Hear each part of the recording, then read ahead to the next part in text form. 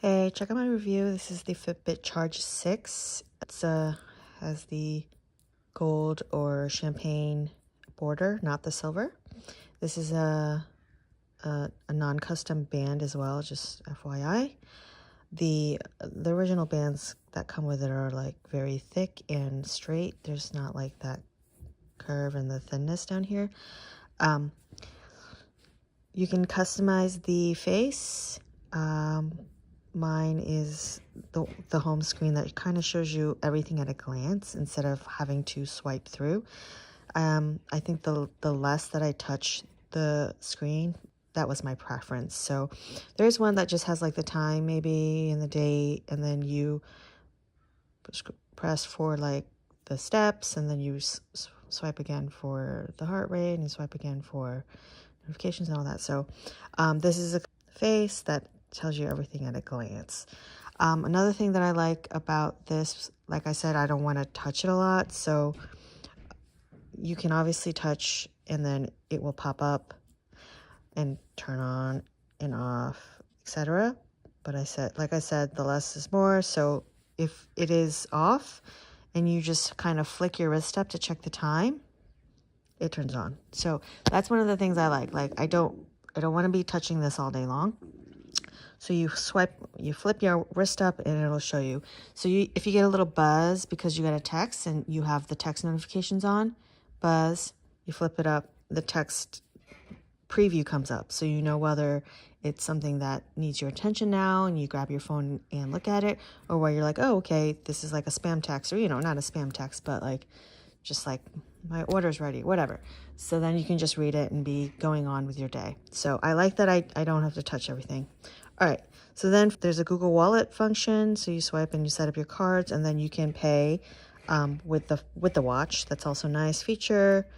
There's a sleep mode, a do not disturb mode. There's a find a phone function that you need to turn your Bluetooth on for. And then there's the settings. And then for this, it's going to give you the details about your activity, heart rate, sleep.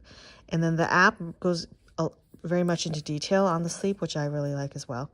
So then here are the notifications. If you have them turned on, you swipe up for your notifications. This is your text, calendar, etc. And then there's like different exercise modes, alarm, timer, heart scan, and there's a map function if you choose to use that. So I like that. It's slender and sleek. Obviously a lot of people have Apple Watches with this big square. And, for a smaller wrist, and just some people just don't want a big old square thing and a big old screen. I like how minimal this was. It's very slender. It looks good on a female wrist. It also looks fine on a male wrist as well.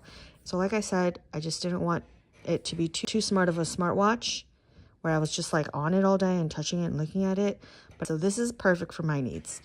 Time and date, steps, quick little notification things, quick little things like, my order has been delivered, like whatever, and I can pay with it. Those were my top things. Also, if you are into activities and running, so I'll be going on runs and stuff, it's going to be good for that as well. It's not a total, I just like that it was in the middle ground in terms of smartwatch functionality. So like Apple Watch being like way over on this end, and then you have just like the fitness watches, like the Chorus and getting the other name.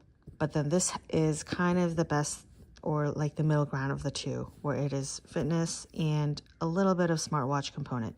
That's why I chose the Fitbit Charge 6, and I believe the 5 is pretty similar as well.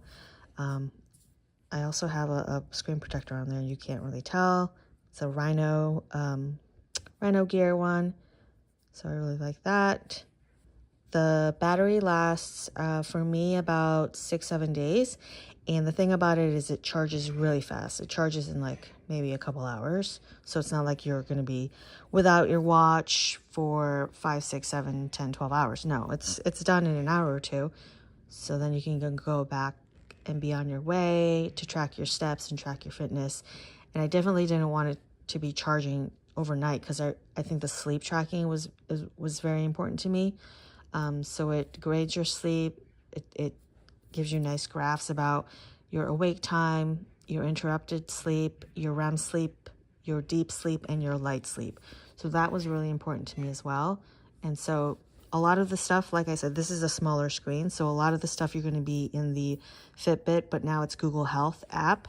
So a lot of functionality within the app itself, which is also a plus for me. So overall, I think this was the right choice for me, and I hope you check it out. Thanks.